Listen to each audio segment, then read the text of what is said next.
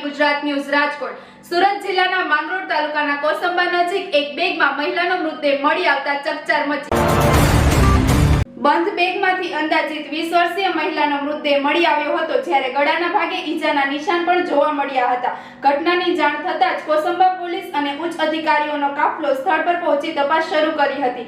હાલમાં મૃતકની ઓળખ અને હત્યાના કારણો જાણવા પોલીસે તપાસ હાથ ધરી છે। વધુ સમાચાર માટે જોડાયેલા રહો આરપી ગુજરાત ન્યૂઝ રાજકોટ।